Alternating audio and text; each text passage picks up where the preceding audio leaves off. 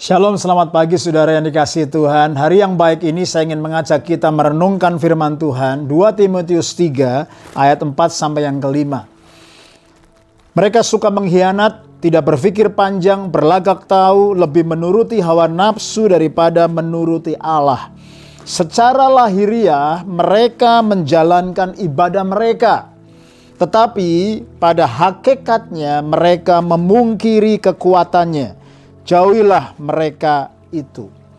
Saudara yang dikasihi Tuhan, ayat ini tentunya saudaraku sering kali kita dengar bahwa perikop ini menceritakan ada ciri-ciri orang yang tinggal dan hidup di akhir zaman ini. Ya, orang itu tidak peduli agama, mementingkan diri sendiri, cinta uang, pengkhianat dan lain sebagainya. Lalu ayat yang kelima, saudaraku berkata, saudaraku sangat tegas. Secara lahiriah mereka menjalankan ibadah mereka. Bayangin saudara, berarti mereka ada di gereja. Mereka ada menjalankan ibadah mereka secara lahiriah. Secara tampak luar kelihatannya orang itu melayani. Kelihatannya orang itu punya posisi. Tetapi kita nggak tahu apa yang ada dalam kedalaman hati orang. Alkitab berkata, pada hakikatnya mereka memungkiri kekuatannya. Kekuatan ibadah. Jadi ibadah itu mengandung sebuah kekuatan yang besar, tetapi dipungkiri oleh orang itu. Dan Alkitab berkata, jauhilah mereka itu. Saudara, apa maksudnya? Kalau Tuhan berkata, saudaraku, bahwa di dalam sebuah perikop ini ada kekuatan dalam ibadah. Ya, apa maksudnya, saudaraku? Yang pertama, ada sebuah saudaraku perbedaan ketika kita hidup saudaraku mengenal Tuhan. Ketika kita hidup melayani Tuhan.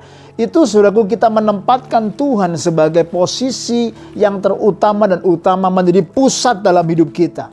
So our inward devotion itu harus terrefleksi saudaraku dengan outward holiness living to God. Kalau saudaraku kehidupan kedalaman kita secara inward saudaraku devotion to God itu tidak terrefleksi dari kehidupan kekudusan, kehidupan yang menyenangkan hati Tuhan, kehidupan yang berbuah, maka saudaraku perlu dipertanyakan. Lalu yang kedua saudaraku, ini adalah sebuah key priority. Karena Tuhan mau saudaraku berkata bahwa hidup tanpa Tuhan itu adalah meaningless dan purposeless alias useless. Karena saudaraku di luar Tuhan tidak ada kehidupan. Dan itu sebabnya saudaraku, we are here not just for existing, tapi kita hidup untuk living for the kingdom of God only. Kita hidup untuk kerajaan Allah. Sehingga ketika kita beribadah, kita menerima kekuatan ibadah, maka dari dalam akan mengalir keluar. Akan ada transformasi kehidupan dari dalam mengalir keluar.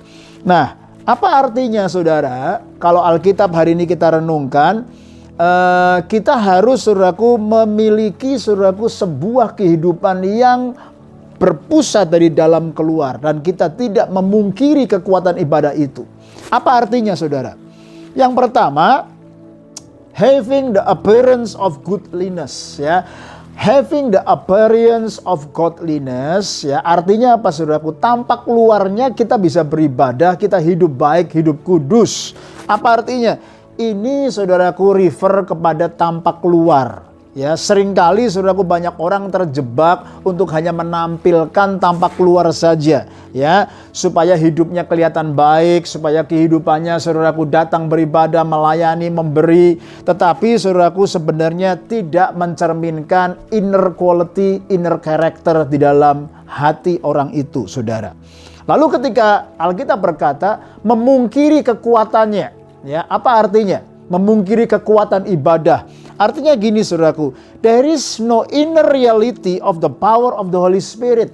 Jadi saudaraku, Roh Kudus tidak bisa bekerja dengan bebas dalam hidup orang itu karena dia memungkiri kekuatan ibadah. Sehingga saudaraku, dia tidak mengalami kedahsyatan Tuhan. Dia tidak mengalami bagaimana Tuhan itu baik dan mengubah hidupnya dari dalam keluar.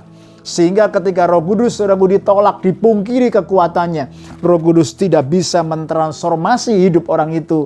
Dan behaviornya masih sama seperti orang-orang dunia. Cinta uang, saudaraku tidak bisa kekang lidah, berkhianat, saudaraku berfokus kepada diri sendiri, tidak cinta saudaraku kepada orang, nggak peduli terhadap agama dan lain sebagainya. Nah, bagaimana saudaraku Tuhan mau kita saudaraku untuk kita saudaraku bisa membenahi kehidupan ini. Jangan sampai akhirnya saudaraku kita majoring in the minor. Apa artinya majoring in the minor? Artinya begini, banyak orang di luar sana lebih fokus, lebih concern kepada outward form daripada saudaraku inward form. Banyak orang saudaraku berpikir penampilan luar jauh lebih penting daripada kondisi kerohanian yang ada di dalam. Nah, ini bahaya, saudara. Kita seringkali majoring in the minor sehingga akhirnya kita lupa bahwa Tuhan melihat kedalaman hati kita. Saudara, bagaimana untuk kita, saudaraku, mempraktekkan dan saudaraku membangun saudaraku kehidupan kita untuk kita membangun from the inside out. We need to love God above all else. Ya, sekali lagi kalau hari-hari ini kita sedang belajar mengasihi Tuhan, mari kita belajar mengasihi Tuhan lebih daripada segalanya. Lebih dari tampak luar, kita saudaraku mau benar-benar beribadah kepada Dia. Lalu memiliki hati yang bertobat, repentance, brokenness, hati yang mau bertobat setiap hari, hati yang mau remuk setiap hari. Itu yang Tuhan lihat. Dan yang terakhir berjalan dalam ketaatan. Karena Tuhan kita selalu melihat hasil saudaraku buah-buah itu muncul dari kedalaman hati yang mencintai Tuhan.